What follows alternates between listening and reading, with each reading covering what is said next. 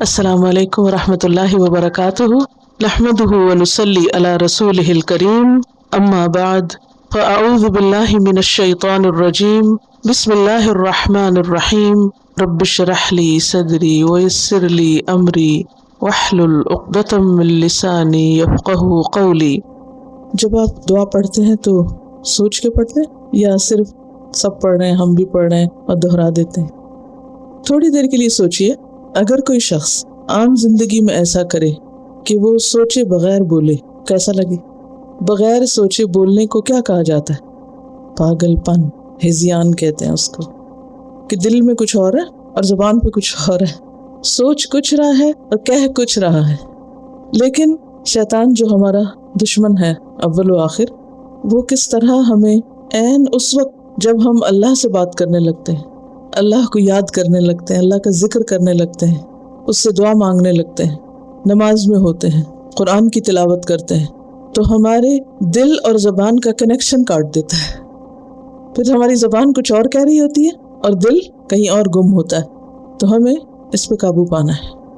अगर वाकई हम अक्लमंद हैं, अक्लमंदी का सबूत देना है कि वही बोलें जो सोचें, जो महसूस करें। फिर से कहिए, रब्बी शरह ली।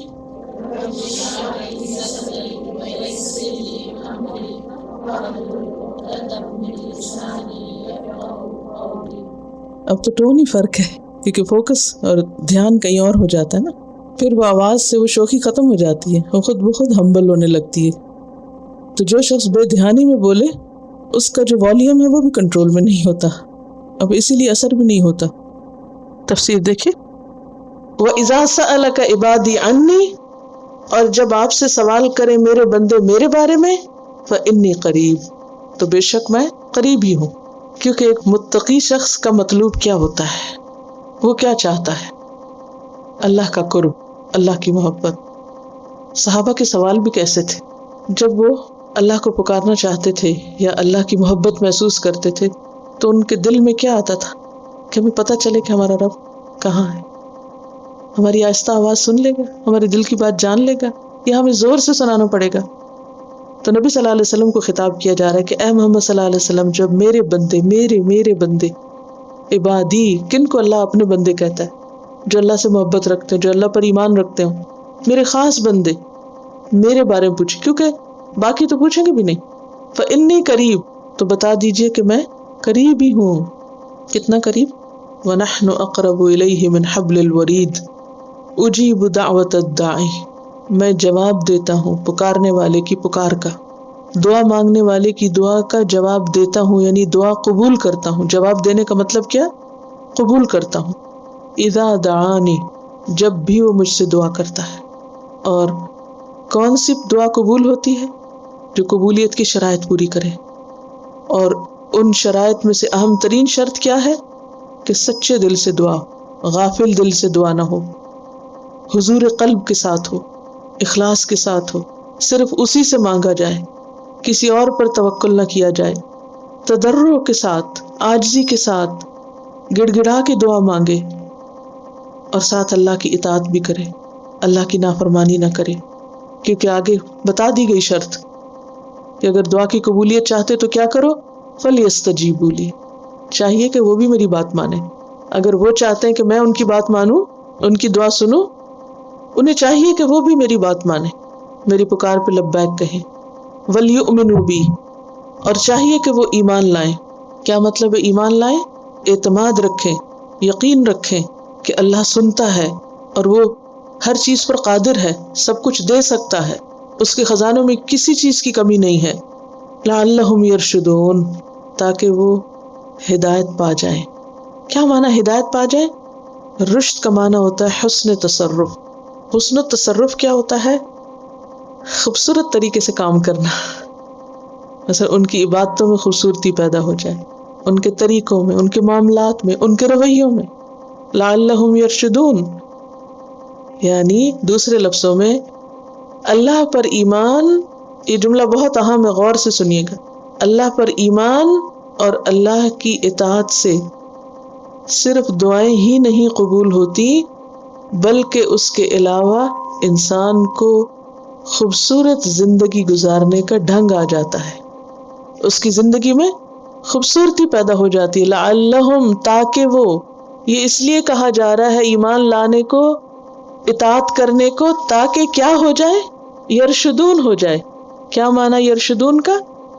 کہ ان کے معاملات، ان کی عبادات خوبصورت ہو جائیں. ایک ہے زندگی گزارنے کا وہ طریقہ جو ہم اپنے نفس کی خواہشات کے مطابق گزارتے ہیں، اور ایک ہے وہ طریقہ جو اللہ نے ہمیں بتایا ہے. ایک ہے وہ جو شیطان ہمیں دکھاتا ہے خوبصورت بات، اور ایک ہے وہ جو لوگ کر رہے ہیں، اور ایک ہے وہ جو ہمارے رب نے ہمیں دیا اور جس پر نبی صلی اللہ علیہ وسلم نے عمل کیا، اسوۃ حسنہ. تو سب سے خوبصورت اور سب سے بہترین کون سا ہے؟ جو اللہ کا بتایا ہوا ہے. انسان کی اصل آزادی اللہ کی اطاعت میں ہے. جو اللہ کا بندہ نہیں بنتا وہ نفس اور بندوں کی غلامی کا شکار ہو جاتا ہے، وہ شیطان کی غلامی کا شکار ہو جاتا ہے. آپ دیکھیے کہ قرآن پاک میں بارہا ہمیں یہ بات ملتی ہے کہ اللہ سبحانہ وتعالیٰ نے ہمیں وارن کر دیا، آگاہ کر دیا کہ شیطان اپنے راستے کو بہت خوبصورت بنا کے تمہارے سامنے پیش کرے گا، تمہارے غلط اعمال کو کیا کرے گا؟ تمہارے لیے بہت خوشنما بنا دے گا. یہ ہمیں پہلے سے بتا دیا گیا ہے. اسی لیے ہم دیکھتے ہیں کہ آزادی کے نام پر لوگوں نے جب اللہ کی اطاعت کو چھوڑا، اللہ کی غلامی کا کلادہ گلے سے نکالا کہ آزادی چاہیے ہم کو، آزادی فکر ہونی چاہیے، یعنی سوچ کی آزادی ہونی چاہیے، بولنے کی آزادی ہونی چاہیے، کام کرنے کی آزادی ہونی چاہیے. تو نتیجہ کیا نکلا؟ کیا وہ واقعی آزاد ہیں؟ اللہ کے دین سے آزاد ہو کر لوگ کس کے غلام بنے؟ اپنے نفس کے، خواہشات کے، شیطان کے. ابن القیم کا ایک شعر ہے عربی میں بہت خوبصورت، ہربو، وہ بھاگ نکلے، ہربو من الرق الذی خلقوا لہ، لوگ اس کی غلامی سے بھاگے جس کے لیے انہیں پیدا کیا گیا تھا. ہمیں تو پیدا ہی اللہ کی غلامی کے لیے کیا گیا تھا، اللہ کی عبادت کے لیے. وَبُلُوا بِرِقِّ النَّفْسِ وَالشَّيْطَانِ، لہٰذا وہ آزمائش میں پڑ گئے نفس اور شیطان کی غلامی کے. تو جو شخص اللہ کی اطاعت سے بھاگتا ہے وہ کس گھاٹی میں جا پھنستا ہے؟ شیطان کی، اور اپنے نفس کے شر میں پھنس جاتا ہے. مثلاً چھوٹی سی مثال سے اس بات کو سمجھیے. صبح کا وقت ہے، اللہ تعالیٰ چاہتا ہے کہ آپ اٹھیں، آپ نماز پڑھیں. دل کیا چاہتا ہے؟ سوئے رہیں. اب ایک طریقہ ہے زندگی کا صبح کا وقت سو کے گزارنا، اور دوسرا طریقہ ہے صبح کا وقت اللہ کی عبادت میں گزارنا. ان دونوں میں سے خوبصورت فطرت کے مطابق طریقہ کون سا ہے؟ کیونکہ ساری کائنات جاگ اٹھتی، پرند چرند ہر چیز اٹھ جاتی، کیونکہ اٹھنے کا وقت ہے. انسان کا جسم بھی اندر سے جاگ رہا ہوتا ہے اور ہم زبردستی اس کو سلا رہے ہوتے ہیں، اپنے اندر ہی بگاڑ پیدا کر لیا. اسی طرح دین ہمارا کیا چاہتا ہے کہ نکاح کے بغیر کوئی عورت کسی مرد یا مرد کسی عورت سے تعلق نہ رکھے، نکاح کے ساتھ ہی یہ تعلق ہو. اب لوگوں نے اس کو کیا کہا؟ بیکورڈنس اور مصیبت اور ویڈ لاک اور پتہ نہیں کیا کیا قرار دیا اس کو، کہ یہ تو بندھنے پھنسنے والی بات ہے. نتیجہ کیا ہوا؟ جب انہوں نے یہ لاک کھول دیا، کیا فساد اور کیا خرابی آ گئی جس کے اوپر کوئی کنٹرول نہیں کر سکتا، تصور سے زیادہ.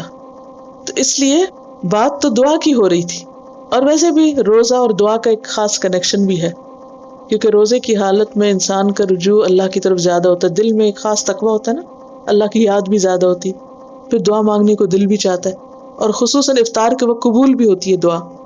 تو وہ ساری ایک پاکیزگی کی کیفیت ہوتی ہے، ایک پیوریفیکیشن ہو رہی ہوتی ہے، باڈی کی بھی کلینزنگ ہو رہی ہوتی ہے، اور اس کے ساتھ ساتھ روح کی بھی، کیونکہ صرف کھانا پینا نہیں چھوڑنا، جھوٹ اور چگلی اور یہ سب خرابیاں بھی چھوڑنی ہے. نتیجہ کیا ہے کہ انسان کے اندر ایک پاکیزگی کا احساس پیدا ہوتا ہے. اب کیا ہے؟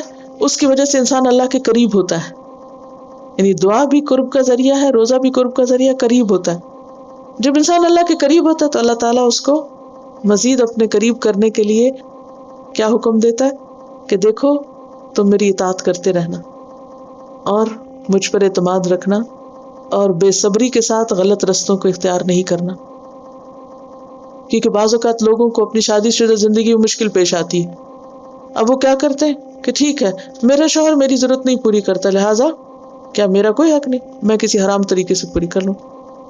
شوہر کہتے ہیں میری بیوی میرے قابل نہیں ہے، لہٰذا میں کوئی حرام راستہ اختیار کر لوں.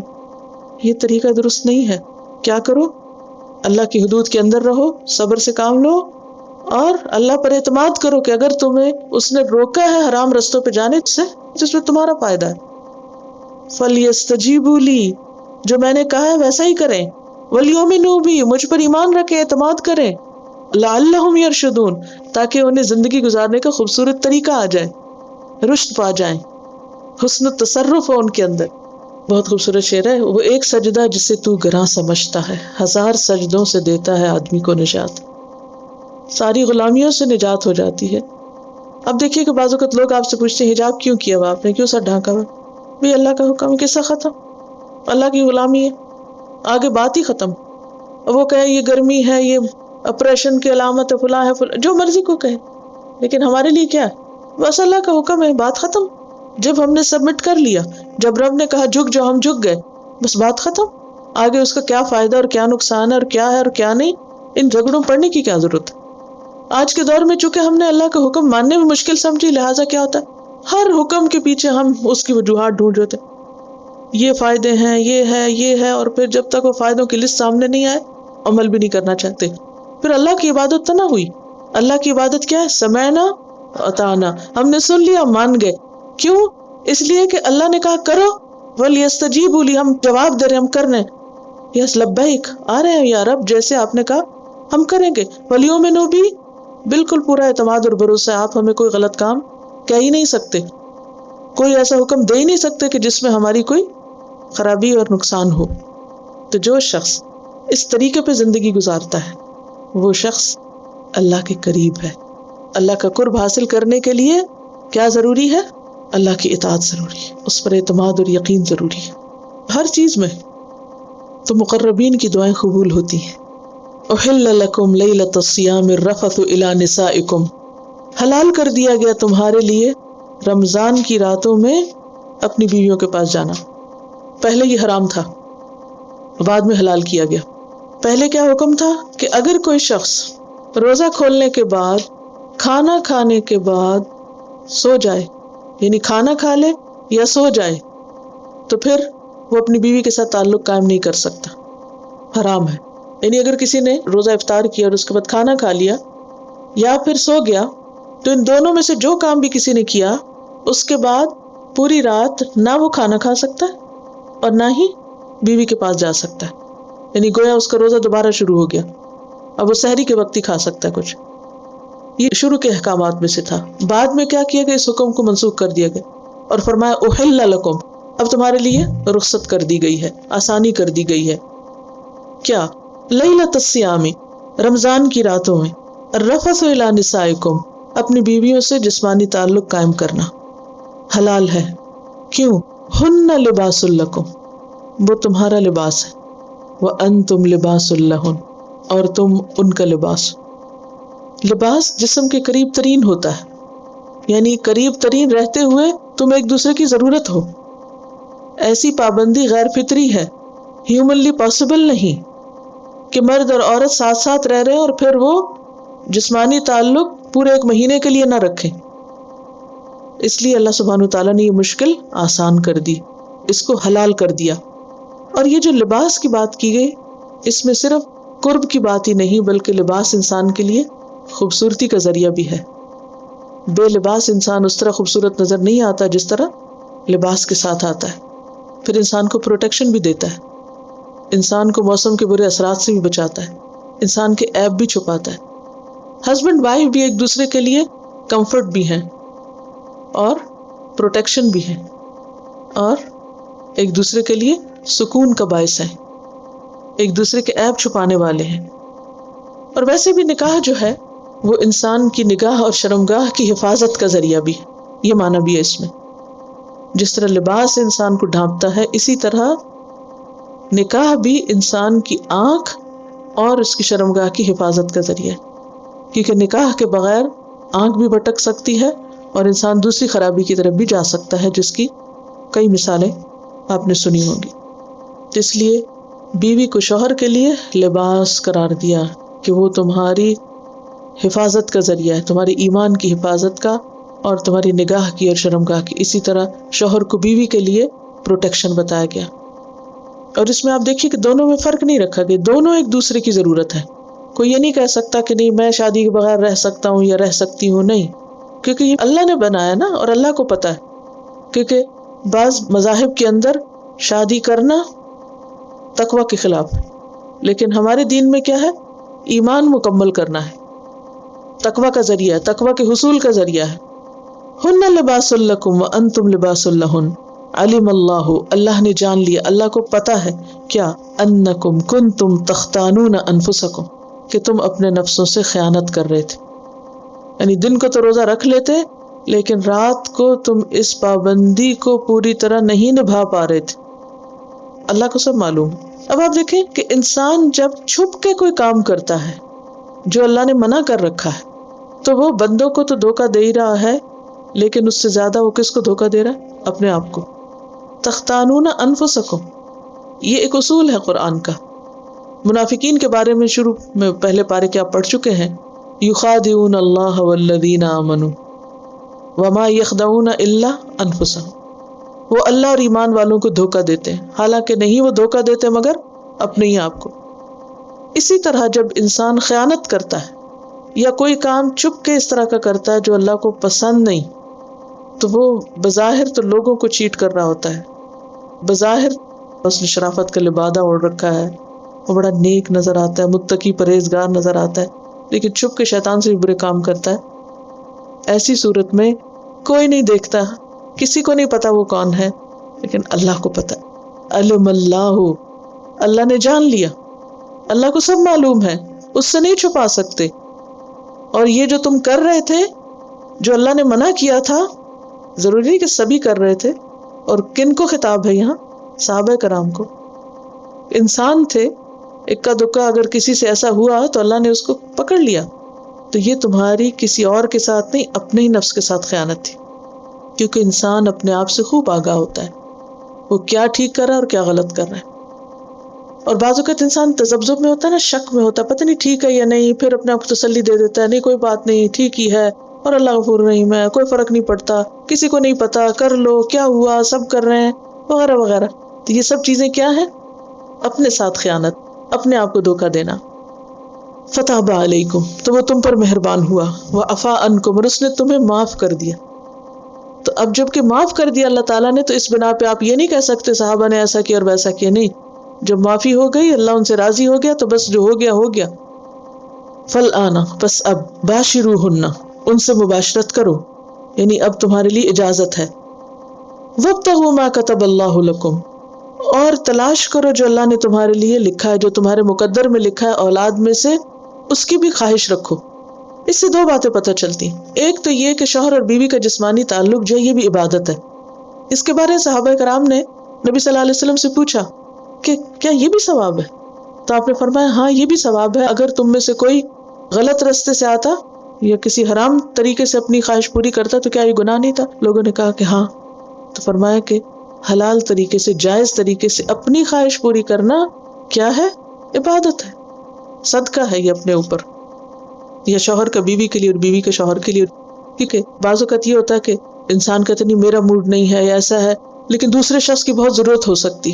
تو ایسی صورت میں اگر کوئی سیکریفائس کرتا ہے دوسرے کے لیے، کیونکہ ہر وقت موڈ مزاج سب کے برابر کے تو نہیں ہوتے، شوہر کا دل کچھ چاہ رہا ہے، بیوی کا دل کچھ اور چاہ رہا ہے، تو اب دونوں میں اختلاف ہو رہا ہے. تو ایسی صورت میں ایک بدمزگی کریٹ کرنے کے بجائے اور ایک فتنہ فساد کرنے کے بجائے انسان اگر اسے اللہ کا حکم سمجھ کے قبول کر لیتا اور دوسرے کے لیے سیکریفائس کر لیتا، تو یہ سیکریفائس بہت بڑی عبادت ہے، اس کا اجر اللہ دینے والا ہے. کیونکہ دونوں کو ایک دوسرے کی کلودنگ بنائے. کیونکہ اگر دونوں ایک دوسرے کی ضرورت پوری نہیں کریں گے تو کیا ہوگا؟ حرام کے راستے کھلیں گے، گناہ کے دروازے کھلیں گے. تو فلانا باشروہن، یہ کوئی واجب حکم نہیں بلکہ کیا ہے؟ اللہ نے جب کہا تو ایک تو حلال ہو گیا، دوسرے یہ کہ ایسا کرنا عبادت ہو گیا، اور تیسرے یہ کہ مرضی کے خلاف کرنا صدقہ بھی ہو گیا. تو یہ ہے جو دین کی تعلیم ہے. اور پھر ایک اور اہم بات جو یہاں پتہ چلتی وہ کیا ہے؟ اولاد کی خواہش بھی رکھو، اولاد بھی ہونی چاہیے. یعنی عورت جو ہے وہ کوئی صرف ایک سیکس آبجیکٹ نہیں ہے، بلکہ اس کے ذریعے مزید اپنی نسل کو آگے بڑھانے کی بھی فکر کرو. اللہ نے یہ تعلق تمہاری خوشی کے لیے تو رکھا ہے، لیکن اس کے ساتھ ساتھ اس کا ایک اور مقصد بھی ہے، اس مقصد کو بھی پورا کرو، کیونکہ یہ انتہائی زیادتی کی بات ہے کہ کسی عورت سے فائدہ اٹھایا جائے اور اسے اولاد کی نعمت سے محروم رکھا جائے. یہ ذمہ داریاں ہم نہیں نبھا سکتے اور بچوں کو رونا دھونا نہیں دیکھ سکتے، کیونکہ اب دن بدن کیا ٹرینڈ ہو رہا ہے کہ ہسبینڈ وائف محض کمپینینز رہ گئے ہیں، ان کی جو اصل ڈیوٹی ہے اس سے غافل ہے. وَكُلُوا وَاشْرَبُوا، اور کھاؤ اور پیو، یعنی رات کو کھا پی بھی سکتے ہو. حَتَّى يَتَبَيَّنَ لَكُمُ الْخَيْطُ الْأَبْيَضُ مِنَ الْخَيْطِ الْأَسْوَدِ مِنَ الْفَجْرِ، یہاں تک کہ ڈسٹنکٹ ہو جائے، واضح ہو جائے سفید دھاری سیاہ دھاری سے فجر کے وقت، یعنی رات اور دن الگ الگ ہو جائیں. اور یہ کب ہوتا ہے؟ جب فجر طلوع ہوتی ہے نا، تو اس وقت آسمان پر باقاعدہ آثار ہوتے ہیں. آپ نے دیکھا جیسے بادل ہوتے ہیں تو پیچھے سے بھی روشنی نظر آ رہی ہوتی، تو اسی طرح رات کے اندھیرے میں سے جب صبح ہوتی ہے تو وہ دھاری کی شکل میں نظر آتی.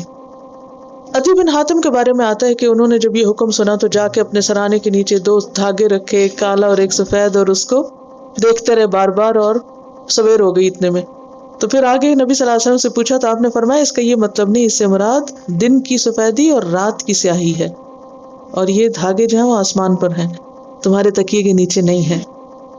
ثم اتم الصیام الی اللیل، پھر پورا کرو روزے کو رات تک. پھر آپ دیکھیے کہ روزے کے اوقات گھڑیوں سے نہیں بتائے گئے یا کسی خاص چیز کو فالو کرنے سے، پھر عالمی کلاک دی گئی، جیسے عالمی کیلنڈر دیا گیا چاند دیکھ کے روزہ رکھنے اور کھولنے کا، اسی طرح روزہ رکھنے اور کھولنے کے اوقات بھی دن اور رات کی تبدیلی سے لو. کیوں؟ تاکہ ہر جگہ تم روزہ رکھ سکو، کسی خاص چیز سے باندھا نہیں گیا، بالکل فطری نظام ہے. نبی صلی اللہ علیہ وسلم نے فرمایا اذا اقبل اللیل من ہا ہنا وادبر النہار من ہا ہنا، تو پھر کیا کرو؟ اس وقت روزہ افطار کر لو. یعنی جب دن چلا جائے اور رات آ جائے، اور اس کا نشان کیا ہے کہ سورج کی ٹکیا غروب ہو، بھلے وہ روشنی رہے کوئی فرق نہیں پڑتا. شرط کیا ہے؟ سورج کی ٹکیا نظر نہ آئے، اب افق پر وہ غائب ہو جائے، تو پھر روزہ کھول لو جب سورج غروب ہو جائے، کیونکہ آپ نے فرمایا وغربت الشمس ولا تباشروہن، اور نہ تم ان سے مباشرت کرو، وانتم عاکفون فی المساجد، حالانکہ تم مسجدوں میں اعتکاف کر رہے ہو. اب یہاں ایکسیپشنل چیز بتا دی گئی کہ ویسے تو رات کو بیوی کے پاس جانا اور کھانا پینا حلال ہے، لیکن مسجد میں جب اعتکاف کر رہے ہو تو مباشرت نہیں حلال. اس کا یہ مطلب نہیں کہ انسان مسجد چھوڑ کے گھر آ جائے اور جو چاہے کرے، نہیں. اعتکاف جتنے دنوں کی نیت اس نے کی ہے ان دنوں میں بیوی کے ساتھ کسی قسم کا تعلق نہیں رکھا جا سکتا، الا یہ کہ کوئی دنیاوی کام کے سلسلے میں ہو. تلک حدود اللہ، یہ اللہ کی حدود ہیں. فلا تقربوها، ان کے قریب بھی نہ جاؤ. یعنی اشاروں کنایوں سے بھی کوئی ایسی بات نہ ہو کہ جس سے اعتکاف کے ختم ہونے کا اندیشہ ہو. کذالک یبین اللہ آیاتہ للناس، اسی طرح اللہ بیان کرتا ہے اپنی آیات کو لوگوں کے لیے. یعنی سارے احکامات لوگوں کے لیے بیان ہوئے. کون کون سے سارے احکامات؟ بیویوں سے تعلق کا حکم، کھانے پینے کا حکم، روزہ رکھنے اور کھولنے کے اوقات، اور اعتکاف کا حکم، یہ سارے اللہ نے خود واضح کر دیے ہیں. کس لیے؟ لعلہم یتقون، تاکہ وہ متقی بن جائیں. یہ سب بھی کس لیے ہے؟ تقوی کے حصول کے لیے. تو مطلوب کیا ہے؟ تقوی. تو تقوی میں خلل نہیں آتا کس سے؟ کھانے پینے سے. تقوی میں خلل نہیں آتا کس سے؟ بیوی سے تعلق قائم کرنے سے. تقوی میں خلل نہیں آتا بچے پیدا ہونے سے. اور تقوی کے لیے ضروری ہے کہ اللہ کی حدود کی پابندی کی جائے. یعنی سحری کا وقت ختم ہو جائے تو کھانا بند کر دیا جائے، اور جب سورج غروب ہو جائے تو کھانا شروع کر دیا جائے.